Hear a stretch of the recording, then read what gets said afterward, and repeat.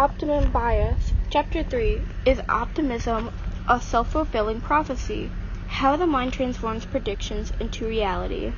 Champagne corks were popping in the Los Angeles Lakers locker room. It was June 1987, and the Lakers had just won the NBA championship after defeating the Boston Celtics 4-2. For the Celtics, this would be their last appearance in the NBA until 2008. For the Lakers, other things were in store. The Lakers' 1987 team was one of the best basketball teams of all time. The team included renowned players Magic Johnson, James Worthy, and Kareem Abdul-Jabbar. It was their head coach, Pat Riley, however, who was about to make history that evening. In the midst of post-victory celebration, Riley was approached by a reporter. The journalist wanted to know if Riley believed the Lakers could be the first team in almost 20 years to win the NBA National Championship twice in a row. The Boston Celtics had been their last to do so back in 1969, but no team had managed to repeat since. Would the Lakers be able to achieve it by winning the championship again in 1 year's time? Can you beat it? The reporter asked Riley. Without blinking an eye, Riley replied, "I guarantee it." The reporter was blown away. He had to make sure he had heard it right. "Guarantee?" he said. "That's right," said Riley. With those 3 words, "I guarantee it," Riley promised the journalists, the players, and millions of fans a second championship. Riley's guarantee was not a champagne-induced slip of the tongue.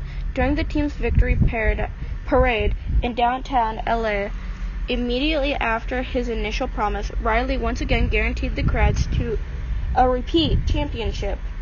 He continued to promise a repeat again and again throughout the summer and into 1987 to 1988 season. Of all the psychological things that Pat comes up with, this is probably the best, said Magic Johnson in an interview in 1987.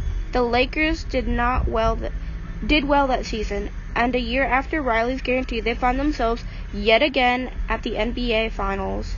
This time, they're up against the Detroit Pistons, bad boys, who were hungry for their first title. The battle was tight. The Detroit Pistons moved ahead, winning the first game. Although the Lakers took the next 2 games, the Pistons took games 4 and 5, and so by Game 6, the score was 3-2 in the Detroit Pistons' favor.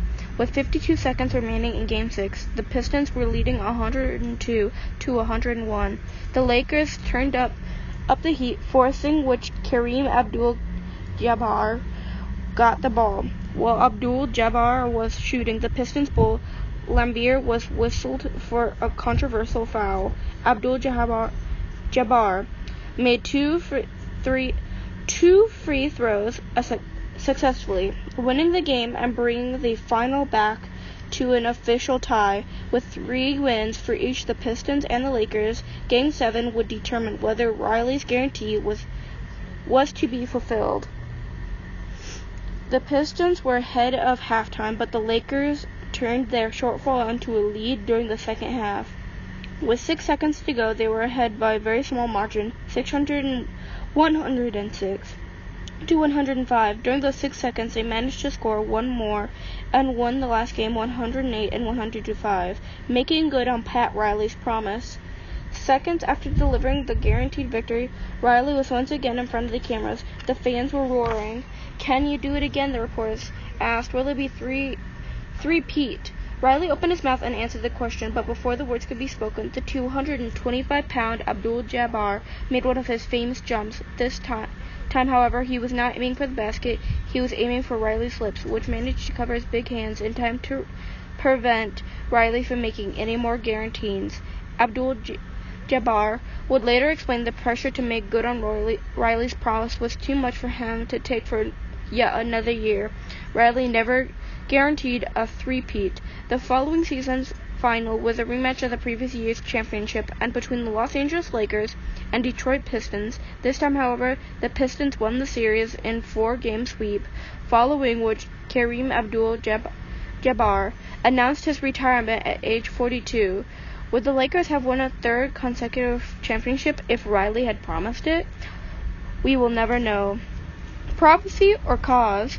There are many factors that led to the Lakers to win the final against the Pistons in 1988 and lose it in the following year. However, it is tempting to speculate that Riley's promise during the 1987 to 1988 season, the lack thereof during the 1988 to 1989 season, had a crucial role in the final turn of events. Riley's guarantee of repeat in a classic example of self-fulfilling prophecy, a prediction that causes itself to be true. There is no doubt that Pat Riley had good reason to think his team would win the championship the following year. When the reporter asked him about it after the 1987 game, his team had just won the final. They were declared the best, and thus they were a likely candidate for the next year's championship. However, his statement, which conveyed unshaken optimism, triggered a process that would guarantee much more likely to become true. Guaranteeing a championship was the best thing Pat ever did. It set the stage in our mind. Work harder, be better. That's the only way we could repeat. We came back into camp with the idea that we were going to win it again, and that's the idea we have now, said the Lakers by Ron Scott back in 1988. Believing that is the goal is not only attainable, but likely leads to people believing to act vigorously in order to achieve the desired outcome. In Riley's case, he did more than just predict a repeat, he guaranteed it. By promising a second championship, he piled extra pressure on himself and his players. The Lakers could not disappoint their fans, who were expecting a win. They had to prove their coach was right, so Magic Hiram and their teammates had to train harder than they had before and be better than they ever had been in order to make Pat Riley's prediction come true. The idea behind self-fulfilling prophecy is that it is not a forecast of the future event, but a cause of the event. Don't get me wrong, predicting your team will win the championship does not necessarily make it so. It is not magic. Not all athletes who envision their success will actually go home with a championship cup or gold medal. Many factors will determine the outcome. The opposing team may be just as confident. However, a prediction would Many factors will determine the outcome, and the opposing team may just as confident. However, a prediction has influence on the event it predicts because people's behavior is determined by their subjective perception of reality rather than objective reality. Therefore, believing in a positive outcome will enhance the ability that the desired outcome will be realized. The term self-fulfilling prophecy was coined by the sociologist Robert Merton in 1948. According to Merton, the self-fulfilling prophecy is in the beginning a false definition of the situation, evoking a new behavior which makes the originally false conception become true. The spacious validity